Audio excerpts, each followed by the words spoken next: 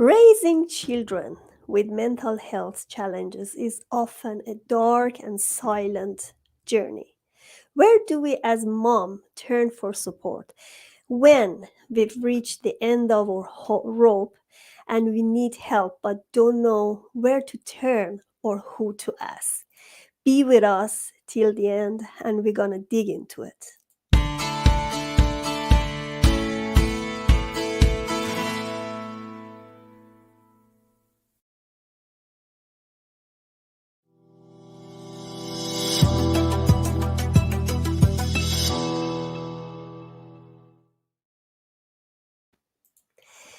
Hello, everyone.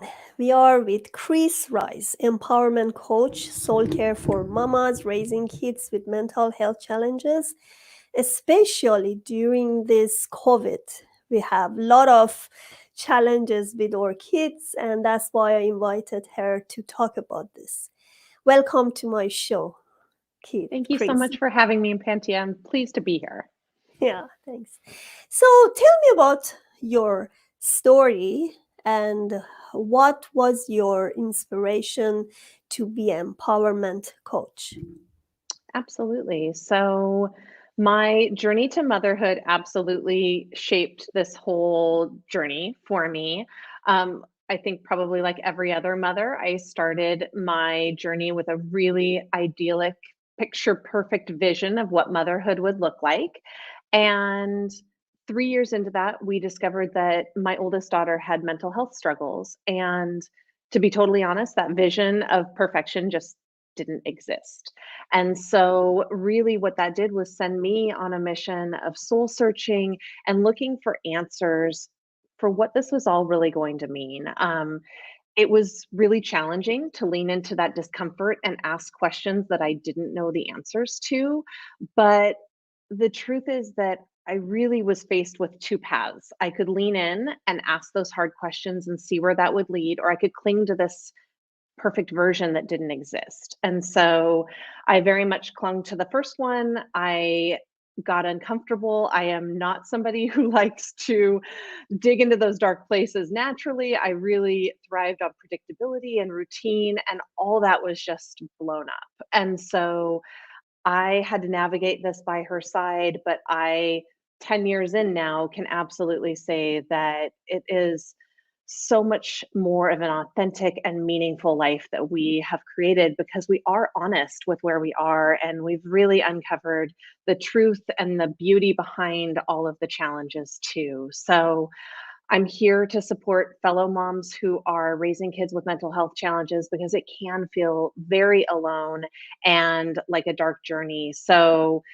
I have spent 10 years finding tools and resources that support me and make me feel amazing and allow me to thrive. And my mission is to give everyone else a fast track of that. Nobody else needs to spend 10 years doing it. So that is what I'm here for. Yeah, exactly. So I have a few questions. You said after 3 years, you found out that your child has mental Mhm. health. So, what is the problem with her first, and why after 3 years? Sure.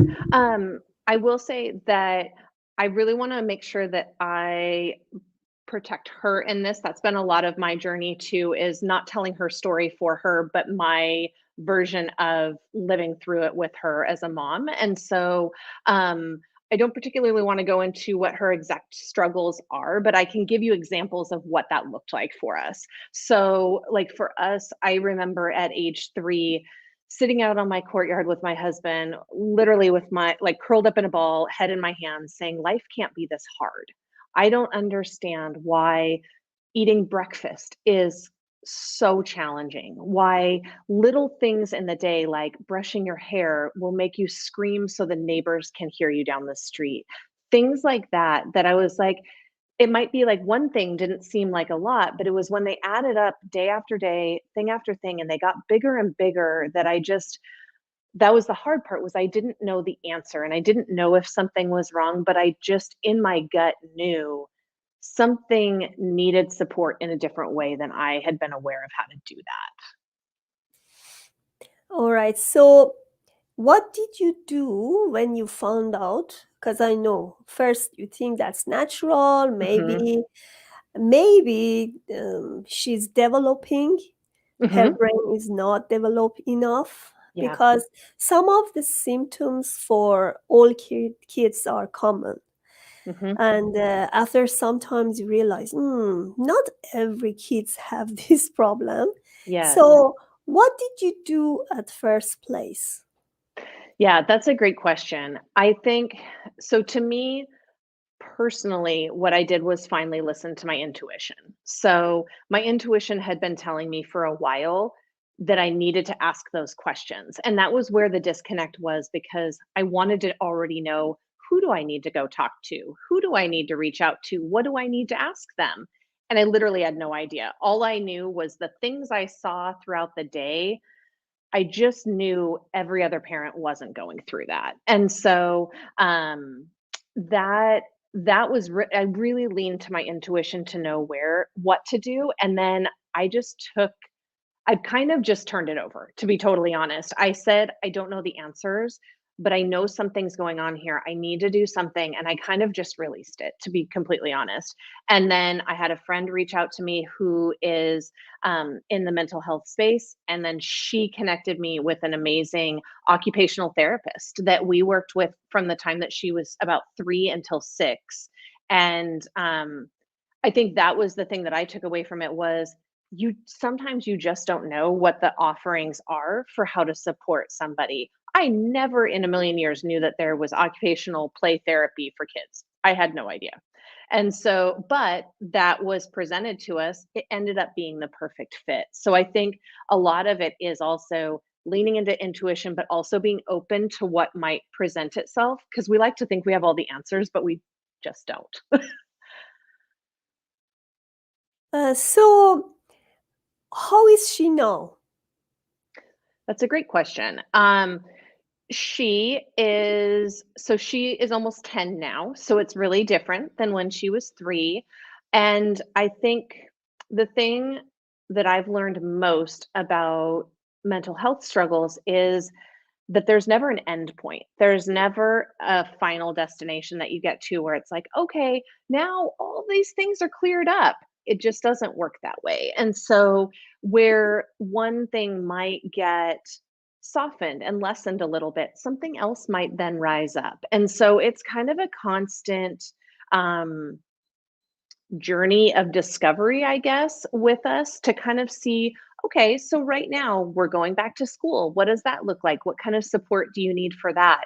So I feel like a lot of it is taking us out of like going too far into the future and instead being like, okay, this week, how can we really support you and what's going on today? And then kind of going forward from there. Because when we get too far out, it seems to be much harder on everyone. How is the relationship between your kids? Like, this is a very common question for everybody who Mm, dealing with these kind of kids, and they have to actually try to find a way to create this connection between their kids. How did mhm. you find it? Was it difficult? Did you talk a lot with your another baby, or how did you make it? I would say we're really open with things. We really pride and try very hard on being a family that doesn't tuck it away and doesn't hide it. Her when she's upset, everyone's gonna know that, and we try and really make sure that each person has sort of their own little toolbox of how to navigate through that. There's about 3 years difference between my girls, so I will say my younger one, I feel that more pressing now because she's just older and more aware, and, it's hard for her to see her sister like that. She doesn't wanna see her like that. She wants to take away the pain too, so there's a lot of times where she will come and like give her something that a stuffed animal or a blanket that she thinks will comfort her. She'll go out of her way to try and support her, but it's also very hard on the sibling. And to be totally honest, I haven't figured out that sweet spot yet, but it's definitely part of our journey right now is how do you support both kids and make sure that they're both their needs are being met, and realizing you can't do it all at one time too, kind of being a little bit realistic with that as well. Thanks to be honest with me to go all through this, because we are not perfect and we are No. always evolving. You Mhm. can't say always, oh, I'm healed, because as you said, that's gonna be very ups and down. What we try our best to empower each other. Mhm. And especially if you have a support group or anything that can help, please talk about it. How do you think about support group? That's a wonderful question. I actually was walking and talking with a friend about this just this past weekend. And in my opinion, it is such a missing link in this whole realm of things. So, like, if I want to go support my daughter who has a specific need, then I can go find all kinds of practitioners in all different modalities to be able to support her. But I, as a mom, am needing to support her, and I don't have those same challenge points. But my challenge point is, how do I support her and not completely lose myself? And what has been so interesting to me in my journey of self discovery is how much this simply isn't talked about. I can tell you, I don't know another mom in my mom circle that has been at least ever open with me and sharing that they're also in this scenario, or if they have, they've said, please just keep that between us, don't say anything else, that type of thing. And so that's really where that kind of fuels my mission and my heart to just break those walls down, because I've been on both sides. I've been on the side of wanting it to all be perfect and not talk about it if it's not. And now I'm on the complete other side of the wall. And I can tell you, I want other people over here with me so that we can come together and realize there's nothing to be shameful or afraid of, because we all have found our ways this far. Like, how can we come together to be that much better? But it's just not talked about yet, which just blows my mind. Somebody just asked, what was the diagnosis? I'd What's just the rather diagnosis? I'd rather not share, because I feel like that's her Okay, personal information. So, okay, no um, worries. yeah, So I love to know more about your solutions, but let's just have some break, few second break, and we come back again here. sure. Please subscribe to panteakalhor Transition channel and order my book Rules of Change for the Better.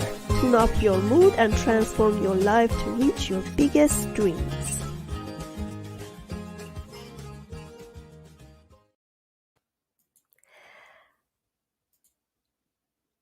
All right. So, Chris, tell me about your solutions step by step. If somebody come to you with any diagnosis, like Mhm. ADD, or they may have some kids with other problem, what do you first you go with the diagnosis, or you start another solution? What do you do? Sure. So, just to be totally clear, I am supporting the moms. So, not the children who are struggling. We can all come together to provide support there, but I'm really, my effort and mission is really to support the moms who are caring for these sweet children. So, what my support looks like, I've got a few different ways that I do that. But what I'm most excited about right now is I actually am unveiling a new program called Unstuck, which, to be totally candid, is like my heart and soul put into a program. So when I mentioned earlier that, it took me 10 years of finding different ways to support myself, my family, and feeling more grounded and having more clarity and freedom in our lives. These are all the practices that I found that work. And so what I really did was blend those together into a methodology to support you in better understanding how to manage your own energy and be able to show up for the people that you want to most. And so it's a program called Unstuck. I'm actually launching it on the 21st of September. And I'm just so excited because I know that it's going to be this opportunity where us moms can come together, feel good and just have that really nurturing support that we need and want so much to really kickstart that change and not have it take forever. It is a fast track. So I see your website here, krisricecollective.com. Can they Mhm. find it there? Absolutely. I can also send you the link, but when you're there, there is a link for Unstuck and it'll go there. You can join a free live masterclass if you're interested. We're going to dig into all the goodness around it and it'll launch after that. Sounds great. So I would like to know about self care, which Mhm. is the most important thing, what I just realized from your thought. What I talk to when I talk to other interviewees that they had the same issue with their kids, or they had issues with their husband or loved ones, Mhm. they told me the first thing is taking care of ourselves at the Mhm. first place. That's why Yeah. you have this support group, right? Because Mhm. let's say if you don't have enough sleep, if you don't take care of yourself, then how can you have enough energy Yeah. to to take care of your baby or support your baby, right? What are your Absolutely. steps in self-care? Yeah, great question. I totally agree with you. I mean, it's kind of the whole analogy of you have to fill your cup first because if you don't, you literally have nothing else to pour from. So you've got to give yourself that and move away from the idea that there's any sort of selfishness to that because there's simply not. You're truly just caring and loving for yourself. Um, for me, honestly, that was a hard, sticky point, and I had a hard time with the guilt around that. So I felt like it was hard to give myself that time, to give myself permission to do that. And so, what it looked like for me to start out with, in case this might help somebody listening, would be to do things that fed my soul, but didn't necessarily take away from time with my family. So, like for me, that looked like getting up before everybody else to be able to have time to have a quick meditation and a cup of coffee by myself. And for me, just having that quiet space, especially when they were really little, before they would get up, I just showed up in the way that I wanted to then, instead of like being jostled awake by them and not being very happy about it. So it's as simple as just finding ways to, for me, it was giving back to myself where it didn't necessarily have anybody else having to make a decision or have a say about it. It was just me getting up early or me staying up a little bit later, things like that. Um, and then I think the more you do it, the more it becomes a practice that you sort of desensitize that idea that it's selfish. The more you do it, the more you realize you're showing up better, the more positive you feel about yourself. So then it becomes a little easier to say, okay, well, hey, I also want to do this. And then I want to do this. And then you gain just that self permission to be able to do I totally agree with you because it. the days I can't sleep properly, because Mhm. my daughter sometimes call me in her Yeah. dreams, then I have Yeah. to wake up, and the whole day I'm done. Like I'm Oh my gosh, very I know. unrested, and I can't compensate the Yeah. sleep. So then I realize I really, really need to reconsider something in myself, Mhm. because I don't believe in total sacrifice, because if you Mhm. sacrifice yourself and nothing left for you, then you are not as a whole. You Yeah. don't exist to be a mom. No. If you want to be a good mom, you have to have enough rest, have a good nutrition, Mhm. and then you can spend some time with your baby, and then you can raise her, or you can help her learn something.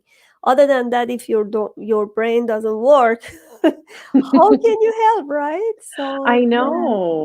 yeah. And sometimes too, something that I always do as like kind of a rephrasing for myself is, especially raising girls, I think this can come up a little more often, but I will also flip it and remind myself that I'm also modeling what I would want for them in the future. When they're my age, I would so much rather they guilt-free asked for a day to go do something on their own and not have the guilt that I did. So that can sometimes um, push me over that edge and just kind of leave that guilt for myself behind when I'm like, actually, I'm modeling exactly what I would want them to do at some point in time. So great, let's go do it.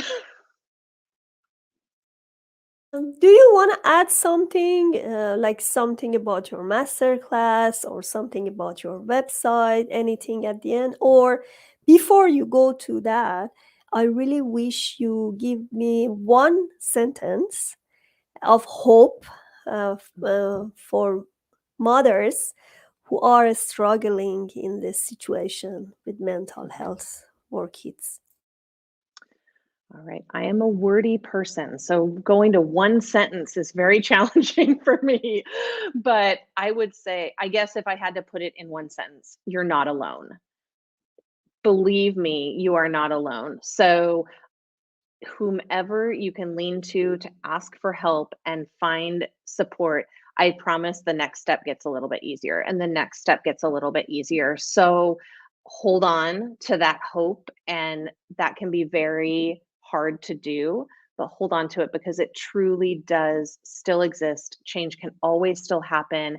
And if you don't have somebody else to connect who, please come join in my community. I would love to support you in this journey because that's what I'm here for. We're not here or meant to do this alone. Thank you so much. All right. So if you want to add anything else, you still have some time. Sure. Well, I would love to invite your listeners to join me for my masterclass. It's going to be a wonderful time to really learn tactical ways to create more freedom and clarity and calm in your life, even amidst the chaos that's going on. So, again, if you're falling short on hope and wondering where to start, this is your start button. So come and join me. It's a quick masterclass, and I will share my top ways to ground yourself in the present moment and be able to show up in a really beautiful way for yourself and for your family. So I'd be honored for anyone to come and join me for that. When is your masterclass again? It's going to be September 21st at 11 a.m. Pacific. Okay. All right. They can find it on your website as well. Yes, I'll make Yeah. sure it's on there. So your Facebook, Kris Collective, your Instagram, the same, and then you have the website, the same, Yes, kriscollective.com, which is Kris easy to find. Yeah. Kris Rice Collective, and I will say it's Kris with a K. So sometimes Oh, people Kris think it's Rice. with a C. Yes. So it's Kris Rice Collective, and it's Kris with a Yeah. K. I'm most active on Instagram. Each week I do a Mama Soul Care conversation. So I do a live every Wednesday, and so come join in those. Those are a wonderful time to connect and see other people and build community as well. You have Instagram Live. I see you have a lot of Hmm. Instagram and you are very active there. So Yep. it's easy to find her if you want to have any support regarding your children or regarding yourself to have better strengths going through this process. You can join. Thank you so much, Kris, for Thank being you for having here. me. Yes, and hopefully we can have you in future as well. I would love that. Thank you so much. Thanks.